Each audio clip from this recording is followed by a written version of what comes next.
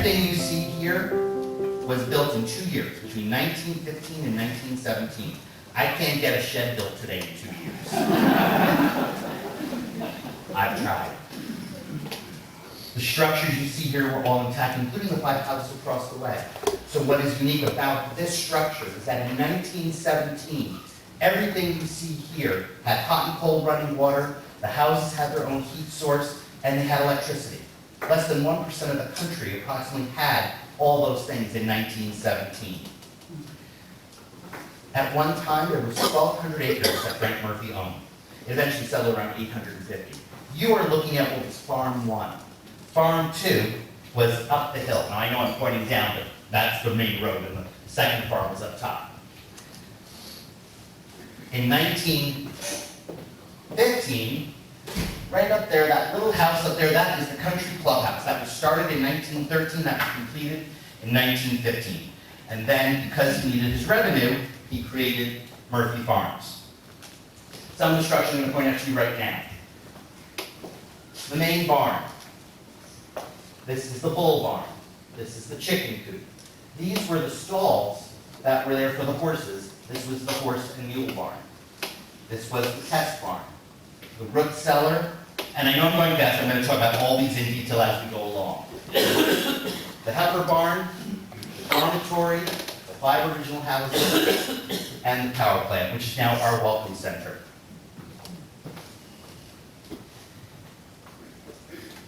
This is another picture of what it looked like at the time. You are now at the back. You are coming down from Farm 2, walking into Farm 1, and you get a better view of everything that you see here. This was taken probably around 1917. This building right here was the birthing center. So Frank Murphy wanted his country club. It didn't come to fruition, and the investors started to back out. And so this is where the story gets a little good. One night, they were having a poker game, Frank and Elbridge, and the stakes were getting higher and higher and higher and higher until finally the final stake was the farm. And Murphy won and Elbridge lost. So Frank Murphy got the entire 850 acres. Isn't that a great story? It was at that point that it went from being Murphy Farms to being Horseshoe Bay Farms. So now Frank Murphy wanted to have the best Holstein Friesian dairy farm in the country. Frank Murphy was not a farmer. Frank Murphy had money. And Frank Murphy had access to the best people. And most barns that you see around are red, and they're thrown up slapdash. They last maybe 50 years, and they fall apart, and they cave in on themselves, and they're gone. This was not that type of a farm. This was designed to be a showplace. Frank Murphy wanted the best, and in doing that, everything you see, like I said, was done in 2 years, but it was all gathered from the land. The wood that you see was felled from the grounds. The stones that were used to create the walls and the foundations were found on the property. The only thing that wasn't here was the granite. And Frank Murphy would get in his boat called the Arbutus and go across to Marinette and Menominee and grab granite when he needed it there. Other than that, everything was done here on the farm. Circa 1920, when it was still Murphy Farms, you can see here they had these beautiful clay silos. There were 8 of them at one time. They are no longer on the property. But you can see it was done, and what you're looking at here is the architecture. The architect and the builder was a Callert and a Mr. Gabbard.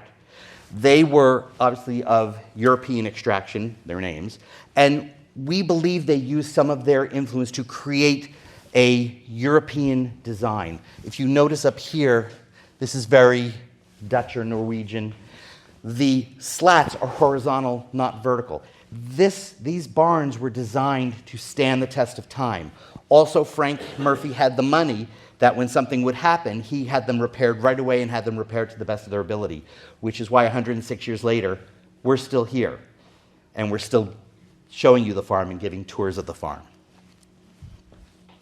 This is the picture, one of the pictures I want to show you. This was probably taken at the country clubhouse when they were still having their United Fruit Growers Association meetings. This is Elbridge. This is Frank Murphy. And then these are some of the investors that they had who decided they didn't want to be a part of it. And just so you know, we're very fortunate that we actually have one of the descendants of Elbridge who is with us tonight. That is her great-grandfather. Barbara's right there. Barbara, if you want to just stand up and say hello to everybody.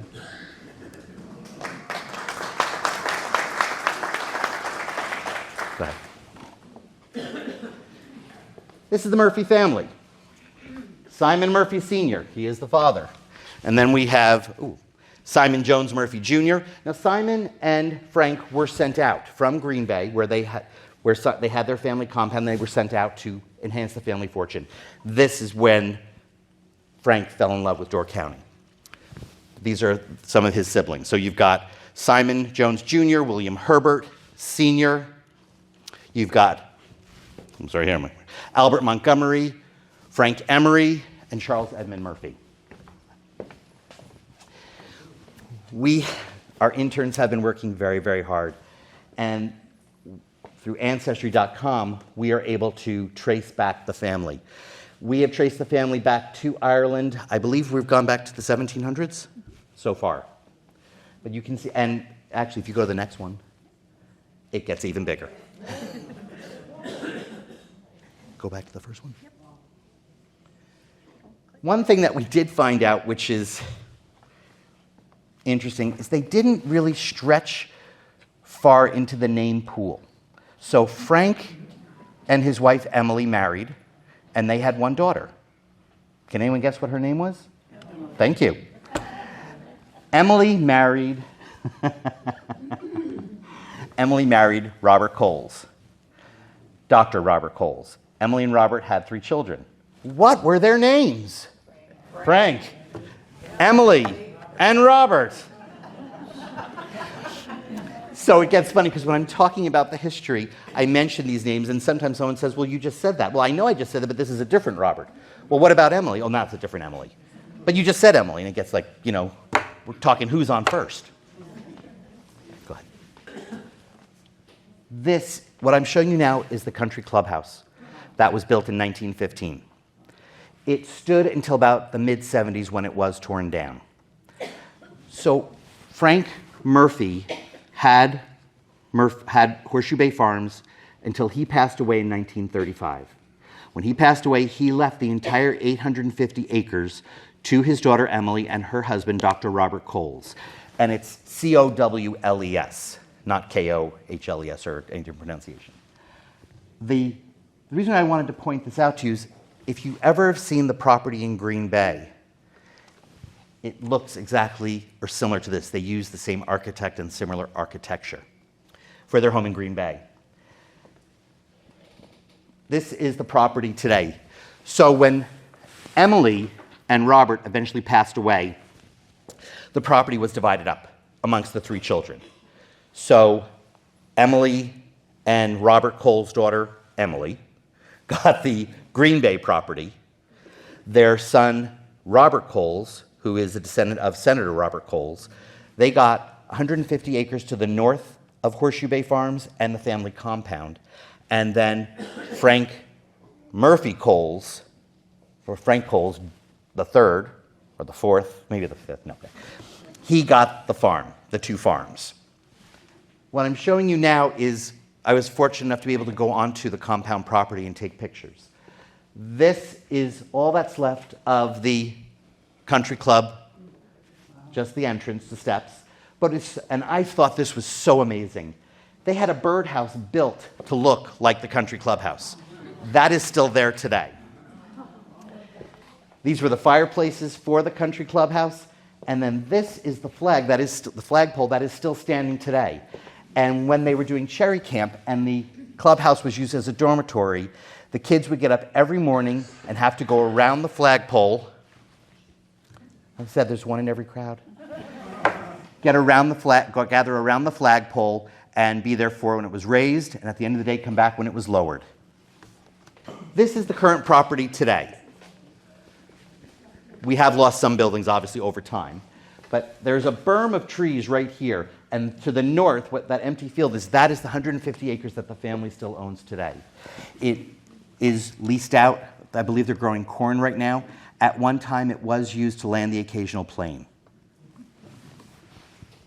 So now we're in 1915. Farm 2, which was up the hill, had people living there, but they had no indoor plumbing. So one of the men on the farm wanted to come down and be farm manager at Horseshoe Bay Farms, because if you were a farm manager or one of the managers on the farm, you were given one of the 5 houses across the street to live in. And you had a wife and you had children, hopefully. You wanted a place for them to live. And you would get a place that had electricity, heat, running water. So he went to Frank and he said, I want to be your farm manager. And Frank said, well, I would like some fruit trees. So if you can plant me some fruit trees up on farm 2, we'll talk. Well, he was fortunate enough to have a way with dynamite. Because anybody who knows Door County ground, it's hard, not good for digging. So he would dig a little hole, he would grab some dynamite, stick the dynamite in, light it, run like the Dickens, and end up with a little bigger hole. He ended up planting 8,000 trees. They are apple, obviously. They are cherry. They were plum. And he came down and said, I've done this. So he became the first farm manager at Horseshoe Bay Farms. His name, Ulrich Erickson. And his son, Howard Erickson, also became a farm manager. The house that they lived in, we are fortunate enough to be living in now. In gratitude for their years of faithful service, the Coles family gave them some land, and that became the Shallows Resort. And the family just sold it last year, so they operated up until last year. Go ahead. What I'm showing you now here this is Farm 2.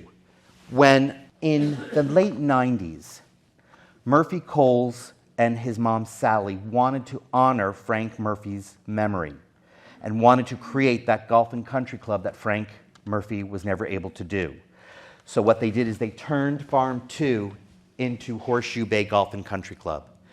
And this is actually on the property. They used this when they were building it to show people the different houses and the golf courses, and we were very fortunate to keep it. So of the 850 acres you see here, this is what we have left, 8.5 acres right here. There is one structure still around up on Farm 2. It's that little tiny square right there, which I know is hard to see. But if you're driving up towards the country club, you will see it. It's the same architecture. It is the spray barn. And there used to be a pipe that went from there all the way down, followed the road to the water here. And it's almost disintegrated now, but there's a little tiny shack by the beach club here that housed the mechanics that used to pump the water up to a 2,000-gallon holding tank. And the trucks would go to the spray barn, fill their trucks up, and then go and spray all the trees. The other neat thing is, although it has been developed, it is now a golf and country club community like Frank always wanted, there are still some fruit trees up there that are original to the farm. This is one of the pictures of when the farm was being built. And you can see here, there's the power plant and the beginnings of the birthing center and the main barn. And you've got a great look at the silos. The silos were torn down in the mid-'60s. I didn't know why you would do that, and I'm not a farming person. I was told that if you leave a silo empty, they can catch fire or they can explode. We're researching that as well, but that is what I was told, and that's why they were torn down. But you can see the wood that they felled on the property to create. So we are now in 1920, 1921. The fruit trees are matured and starting to produce fruit. Frank Murphy is on his mission to have the purebred, pure blood, Friesian Holstein dairy farm. He does that by purchasing the best stock. His stock is getting written up in local and national papers as having the best butterfat content, the best buttermilk content. One of the cows produced the most milk ever produced in a single year. One of the cows he purchased was King Pontiac Lilith Segis, or King Lilith Segis Pontiac. No, Segis is the last name. It's a tongue twister. He was a bull, and he was purchased in 1920, 1921, along with 26 of his daughters, cow daughters. Can anyone just take a guess and tell me, what do you think in 1921 Frank Murphy paid for the bull and 26 of his daughters? Just shoot out a number. 2,000? 30,000. 30,000. He paid $50,000, which would be equivalent to 1.5 million today. When he got King here, he was immediately offered $100,000 to sell him, and Frank Murphy said no. He became the Herd Foundation sire. We had someone on our tour last year who does breed bulls and is in that business, and they said today, for that pure stock, they would pay the most they would pay is between $300,000 and $500,000. So Frank really overpaid, but he didn't care. He wanted what he wanted, and he got what he wanted. So we're now in 1922, 1923. Everything is going great. The farm is doing really well. It's getting written up. All this is wonderful is happening. Go ahead. So what I want to point out to you is right here. This is the chicken coop. Now, again, Frank Murphy couldn't do anything ordinarily. He had to do things unique. You couldn't just have a chicken coop. He had to have a two-story chicken coop.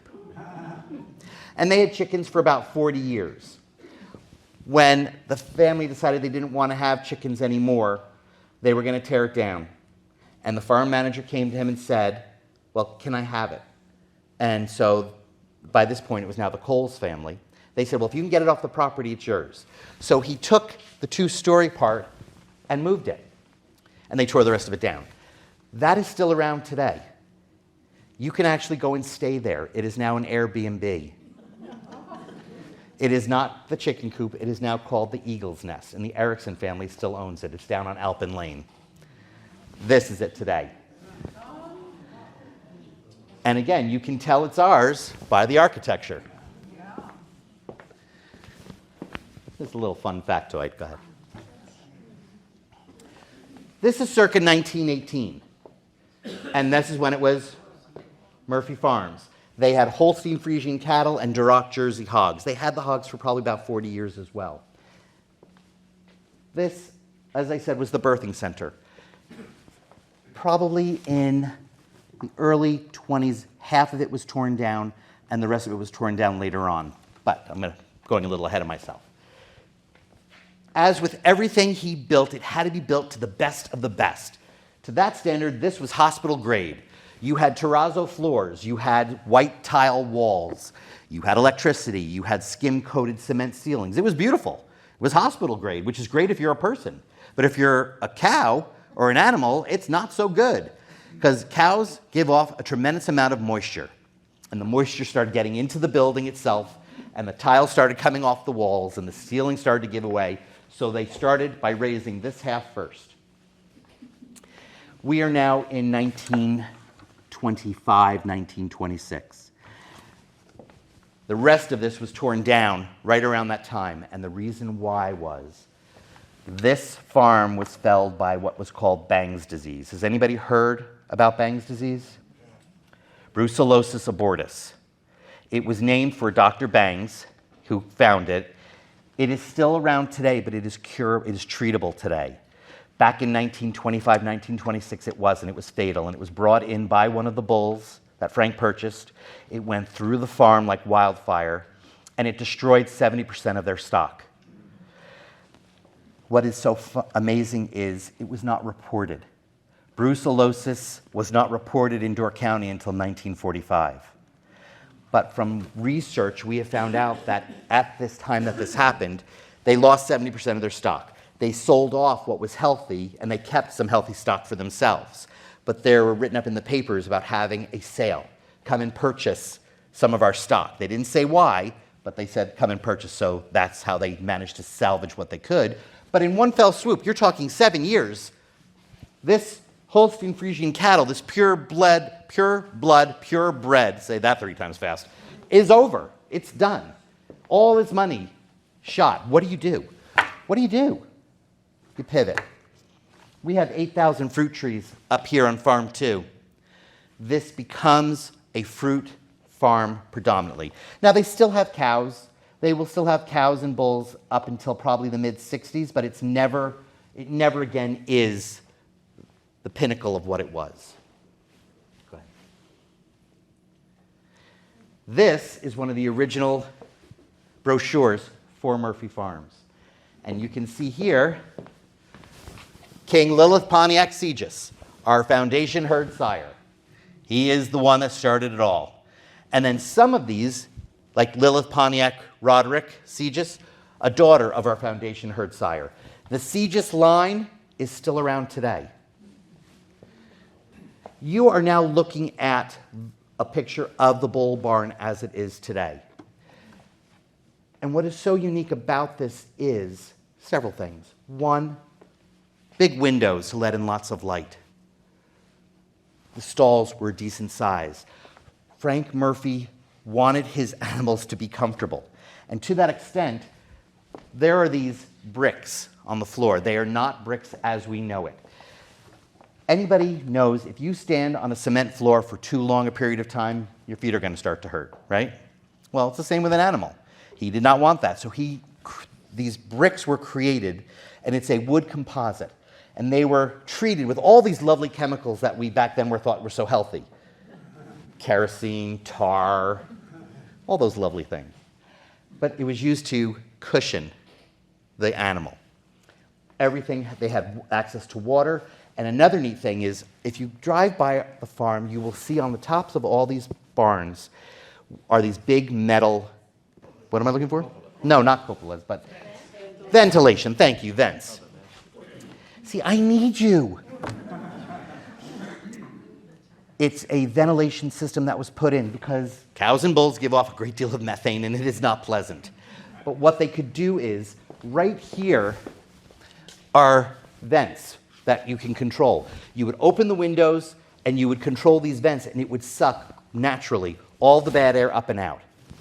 The other neat thing is, on tops of all of these metal ventilation systems are weather vanes.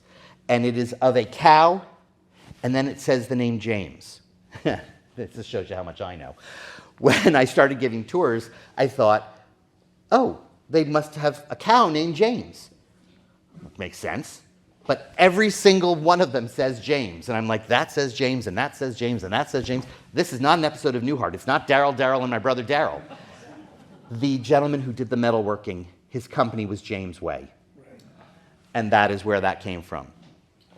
The same thing is, and you can barely see, but there are little things dropping down from the ceiling. That was part of a railway system, a track system that was not created at Horseshoe Bay Farms, but was utilized there. It was the advanced technology at the time.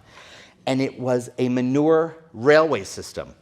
So in other farms, you would take your manure, you would shovel it into a bucket, and you would carry it away to a truck or whatever and get rid of it. On Horseshoe Bay Farms, this great big metal trough, also by the James Way system, would literally get pushed through every single barn, and they would put the manure in there and then push it back to the manure shed where a truck was waiting to take it away, or a spreader. Made life a lot easier. There are some barns that still use it today. Go ahead. This is a closer look at the brickwork. It was very unique and very ingenious. This, what you're looking at here, is the horse barn. There were 8 horses and mules on the property. They were workhorses. But if you had to be a workhorse, this is where you wanted to work, because every pair of horses had their own human to take care of them. That human was responsible for bathing them, grooming them, feeding them, making sure they got decent exercise, fresh air. It was really nice to be a horse there. This is the test barn. This is where originally the buttermilk and butterfat content was processed. Eventually, this became the fruit processing barn, where the fruit was brought, sorted, shipped, packed, and taken away. what is interesting about this one, and when I do my walking tour with people, I ask them what is unique about this barn that is different from all the other barns. And what is different is the foundation of this is different from all the others. This is a cinder block design. And so what happened was, when it became a fruit processing farm, they needed this barn to be bigger, to be taller, because the equipment was changing, the mechanics were changing, and they needed to be bigger. And rather than destroy the barn, they lifted it up, and when they put it back down, the more current technology foundation-wise was this. Also, they took out all the windows on the test barn at this point. This is what I was just talking about. This is the manure shed, and this is the railway system that went through every single barn. And you can see right there, the trough is still there. Another thing I want to point out right here, Horseshoe Bay Farms became a 501c3 nonprofit in 2017. And our goal is threefold. We are activation, education, and preservation. To that extent, you can see the stucco that was put over the rock. That was done for aesthetic as well as preservation and longevity. That is why 106 years later, these buildings are still here. But we left this open so you could see the rocks that they found on the property.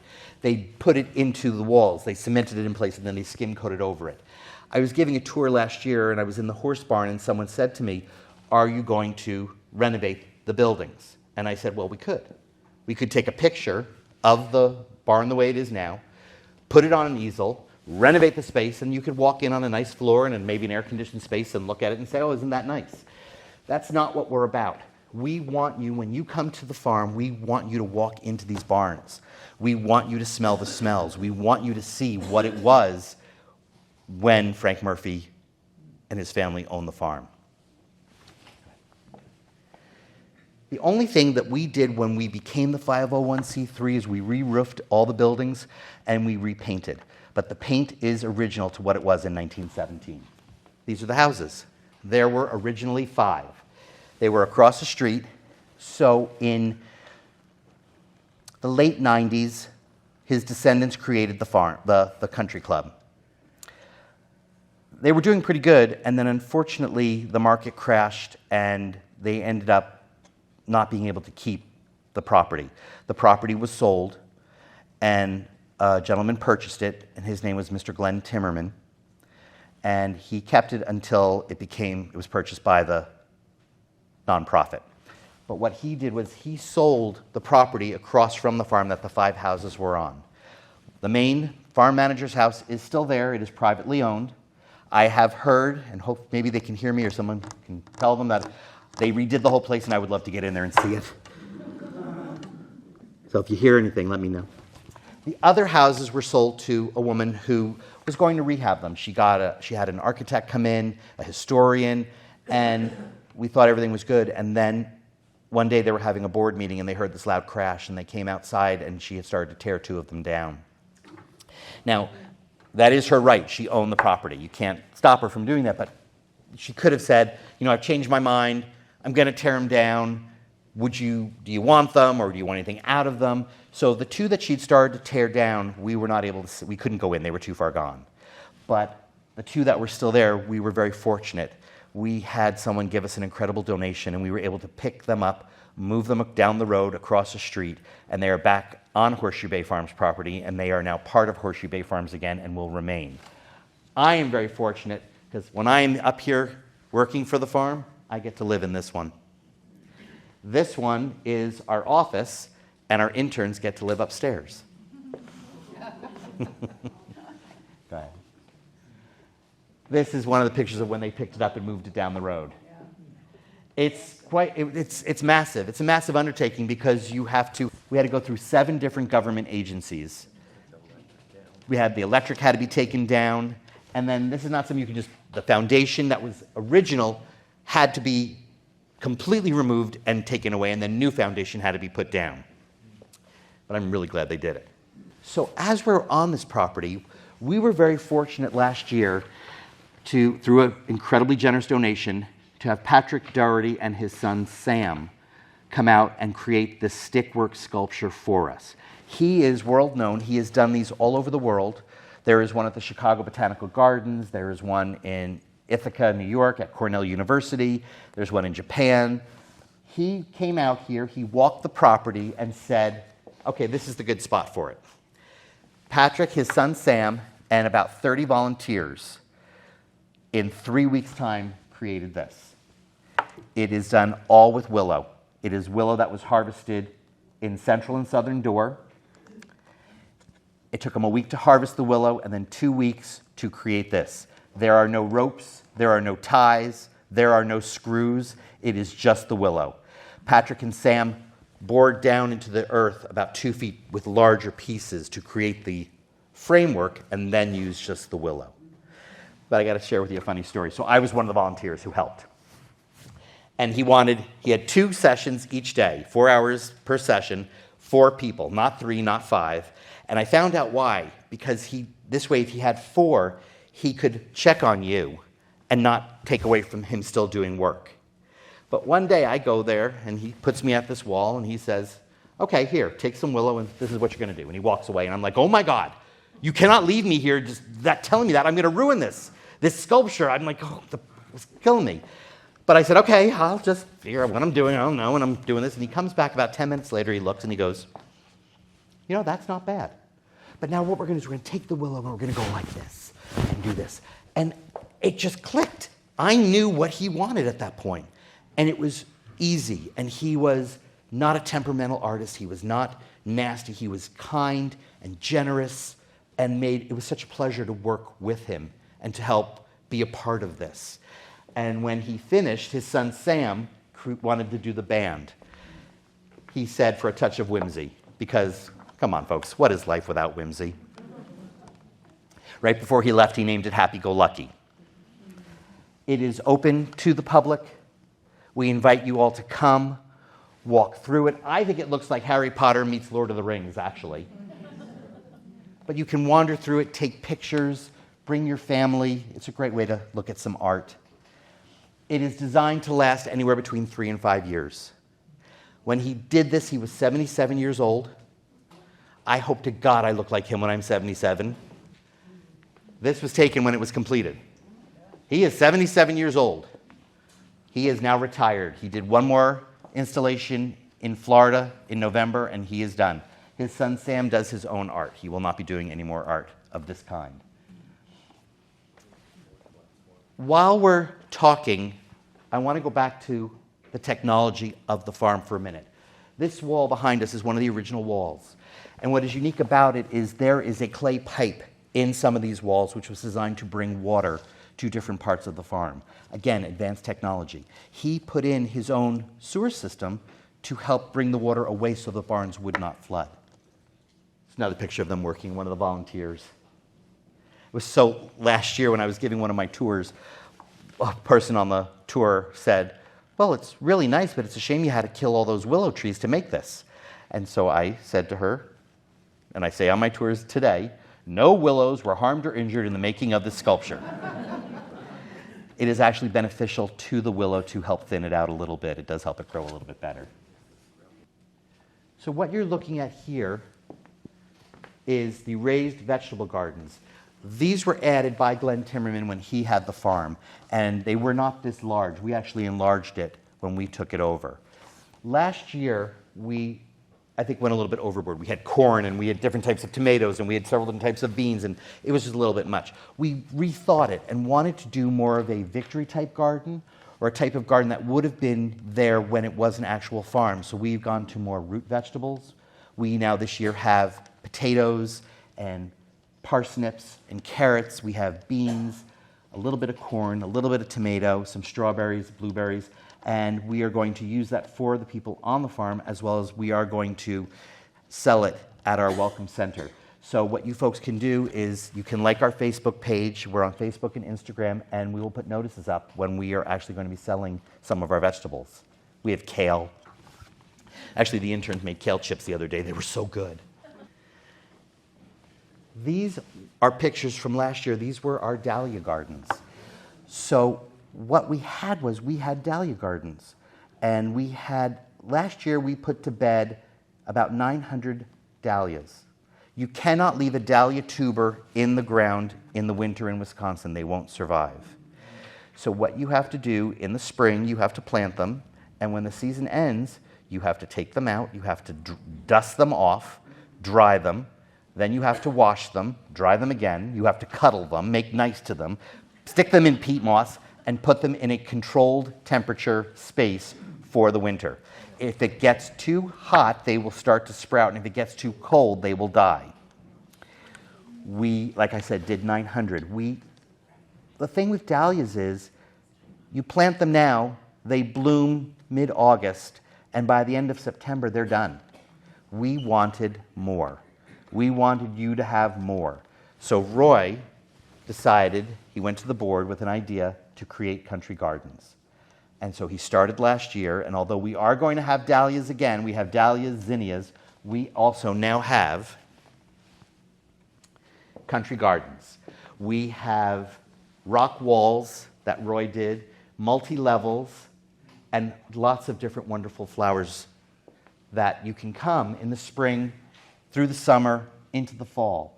There are paths, and this is in its infancy. This is just going to continue to grow. We now have picnic tables. So we invite you to come out to the farm, bring a lunch, bring your family, bring a book on your lunch break, or if you just have some time to kill, come and sit under a tree. It's a great place to be. I can speak of that personally. This is the main barn. And as you can see, it says established 1917 in Horseshoe Bay Farms. It has always said that. The only thing that was added was the established in 1917.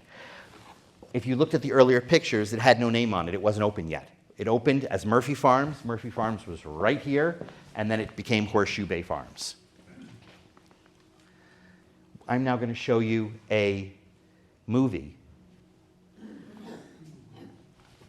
when they were farming the land and gathering the hay. Every barn that you see, the upper level of all the barns was used strictly for hay storage. While you're watching, so I'm also going to tell you another neat thing. If you look at the barns, the tops of all the barns have doors for the hay. And the barns' doors all open this way. That's the way it does on a traditional farm. Not on Horseshoe Bay Farms. Frank Murphy had to be Frank Murphy and had to be unique. You look at these, the doors slide down on a diagonal, which is very unique. There's also a metal post that goes all the way the length of all of the barns. It is to get the hay up there and get it done. The last place you want to be for any long period of time in the height of summer is in the tops of these barns. So they would get the hay up there, slide it across, get it down, and get the heck out of Dodge. So the youngest young crew that got to be up at the hay. Yes. Well, seniority. This is them when they were spraying the trees. They would get the water from the spray barn, load up their trucks, and that is Farm 2 that you are looking at. These are the trees that were up, part of the 8,000 trees that were up on Farm 2, which is now the country club.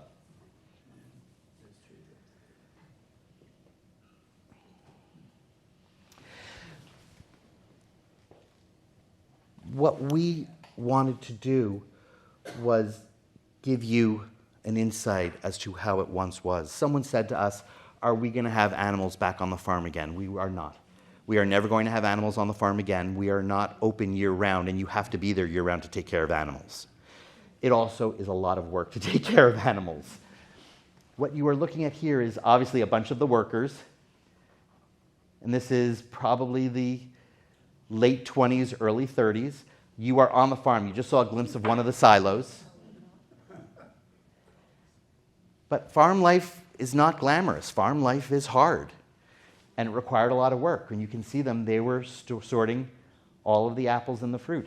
We still have some of those bags.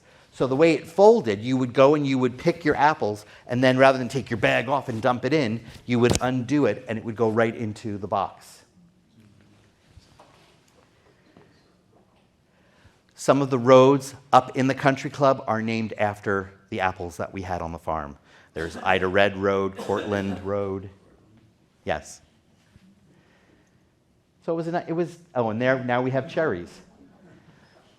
So I'm going to talk about cherry camp. Those buckets believe it or not, are hard to come by. Last year, we were hoping to find one, and people really do not want to part with these buckets. We were fortunate enough last year to actually get one, so we do have one. It is part of our treasures. Cherry Camp was started by Dr. Robert Coles. And it went from the 1940s probably up until about the 1970s. And he would bring anywhere up to 100 kids to the farm each year. They would come from Chicago, Fond du Lac, the UP, Marinette. He would get in his boat, now called the Arbutus II, and go across to pick up the kids and bring them back here. In the beginning, it was just boys. Eventually, girls were able to come and join as well. But what's so neat is you had to earn your keep. When it started, you had to pick 7 buckets of cherries every day to earn your keep. And then anything over and above that, you were given at the end of your stay as cash money. But you were expected every morning to get up and go stand outside the dormitory and be there for the flag raising and be there when the flag got lowered. Sundays were a day of rest, but you were requested to go to church, as good little boys and girls were asked to do. If you were going to do that, you would put on your white shirt, you would climb into the back of the fruit truck, and you would get taken into town and go to church. And as a reward for being a good little boy or girl, you would get an ice cream sandwich. On days that you didn't have to work, you got to play. You got to play go in the water, swim, just be kids. It was a great way to spend time. We do know that during World War II, they did bring in workers to do the fruits from Jamaica and Barbados, which is why you saw one of the gentlemen there who had it on his head. And we do know that at one point POWs were used. We are trying to do research and find out exactly where they were from. Someone said they were German POWs, but we're just not sure. But I did hear a story the other day that someone said they did use German POWs, and the Germans loved it so much here that when they were time to go back, they didn't want to leave. This is one of the original signs that was on the property. There were 2, one at the north end and one at the south end.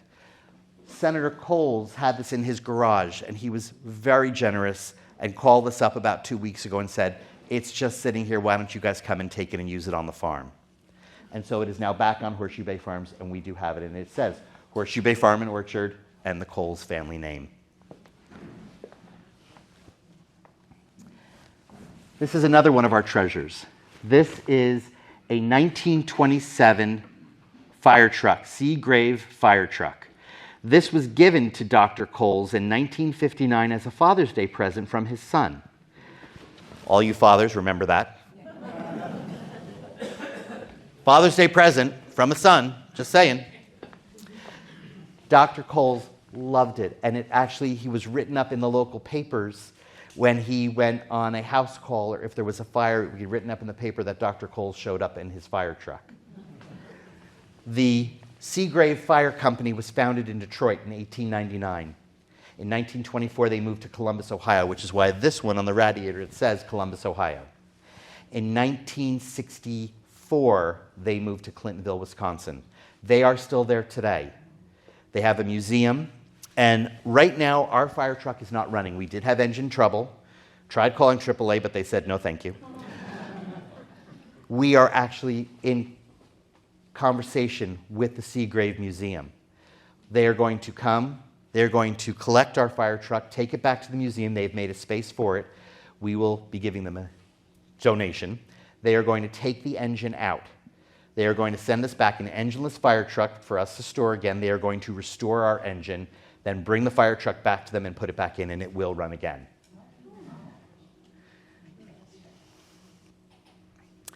This is 1959 when Dr. Coles got his fire truck. I don't know if you can see, but he has got this grin on his face. What is amazing is our interns did research, and they found the Coles family crest. So this is what, let me go back for a minute. Last year, we were giving a tour, and we got a phone call. A woman said her father had just passed away, and she was going through his things, and she came across his Cherry Camp badge from when he was a Boy Scout. It had never been sewn onto his uniform, and asked us if we wanted it. And we said, absolutely. We took that patch, which was, I believe, 1943, and we revised a little bit, and we now have shirts, Cherry Camp shirts. And we're actually going to be using these for our Cherry Camp reunion. Next to it is the 1964 Chevy Straight 8 cherry truck, which replaced the one that was there in 1947. I guess it finally gave out. This does not run right now. Once we get the fire truck taken care of, we may attend to this, but we're going to go as fast as we can. But that is where the kids, the fruit was put in there and taken away, and where the kids were put in the back of it and taken to church on Sundays. The next thing I'm going to show you is the video of Cherry Camp. So what you're looking at here, that is the original country clubhouse. And that was used as one of the dormitories for the Cherry Camp kids.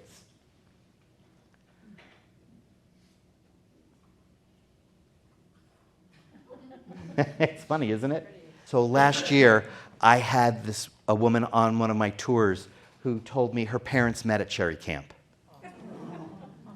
And then I had another woman on one of my tours last year who was probably in her 80s.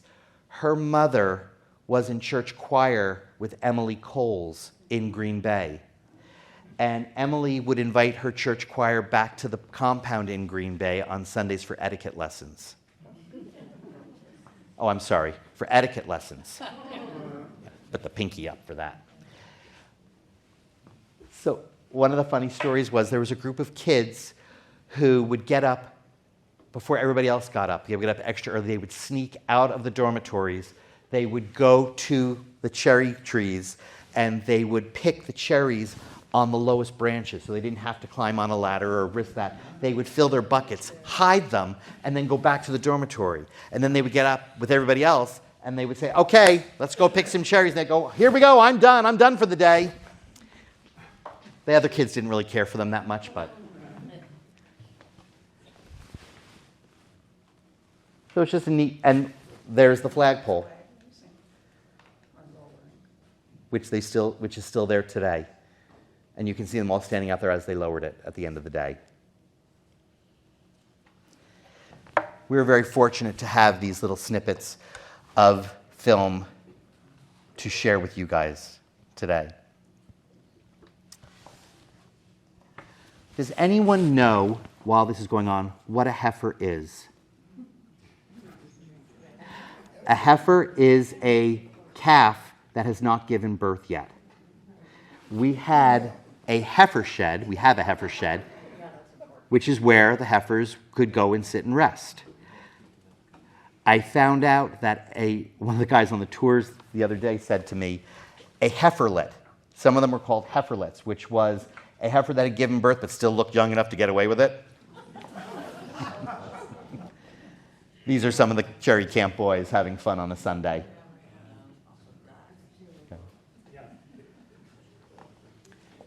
So in the late 50s, I guess, they stopped having the hogs, and and the hog barn was taken down. Of the structures we have today, King's barn is gone. This is the dormitory that was here, which was used.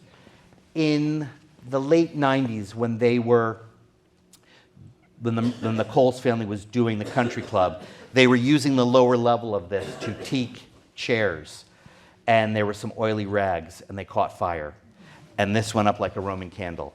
I have to tell you, I am so proud of our police and fire, but especially what they did, which I found out. So they were obviously here to put the fire out. They knew they couldn't save the building, but they had to put the fire out because it could have spread. But what they realized is in the lower level were these great big barrels of oil. And so these firemen were running in there in full uniform, dragging these barrels out so they wouldn't explode. So I have a great deal of respect for them. That's pretty much my talk for tonight, folks. Does anybody have any questions? Yes? You were talking about where the manager lived, Yes. Erickson. Yes. And her son was a classmate of mine. And when Timmerman had it, he went down and he walked through, but he said, I went back in that house and she said, the lady he said, it hadn't changed one bit. Not back then. No, it hadn't. What's funny is, so last year on one of my tours, I had a young man come on the tour and he said, is the house with the pool still there? And I said, no, I'm sorry, it got torn down. He goes, well, when I was in college, I had to paint that pool black. And I was covered in black from head to toe. I had to throw all my clothes away. One of these houses would have been used as the cafeteria for the farm staff. It had a big dining room attached to it. It actually had an in-ground pool. It had a sauna. Murphy Coles used that as his place to live and to party at one time. Yes? That does not show the Murphy Park property. How did that park in? The Murphy Park was donated by the family later on. It's not on here. It's actually, if you go to the one in the root cellar, the picture of that. Also, while we're talking, the main barn, this is a picture of the main barn. Everything was milled square and true, but there are round holes in the main barn. I did not know what they were for. I did find out they are for holding back all the loose hay. They would bring the trucks into the building. The big doors would open, and they would bring the trucks in, and they could unload it, and it used it to hold all the hay back. Here we go. What you're looking, remember I showed you this map? This is Murphy Park, and this was donated by the family, as well as the acreage that is here, that is also owned by the county now. Anybody else? Was that an exchange or use of cave or different? So the cave is here. We have nothing to do with the cave. That is, I mean, it's the Bat Cave. Batman is not going to come out of it, but that is the Bat Cave. And they do have a solar, you can see there's a solar panel. They are using that to monitor the bats that go in and out of it. And you can, I've been told, you can go in and tour those caves. They are teeny tiny little dark caves. You can go in there if you want. You're not getting me in there, not for love or money. They go all the way into the back. Yeah, oh, they're quite extensive, but they're, and small. I'm sorry, did I say it a little bit too zealously? Anybody else? Sir. I've heard a similar presentation from Mr. Timmerman. He talked about how the family would recruit some Packer players to help run that camp, and that was an attraction to recruit kids. Yes. Was being able to look at Packers. Yes, the Coles family would bring in, thank you, some of the Green Bay Packers to help with calisthenics, doing stuff for Cherry Camp, and it was a draw to get the kids to come out here. Anybody else? No? Then yes, ma'am. I was a teenager then, and I remember when all the boys would grow up. Vampires and that sort of thing, so the girls would all go out. We're going to talk after. Ladies and gentlemen, I want to take this opportunity to thank you so much. I really appreciate you giving me the opportunity to talk with you.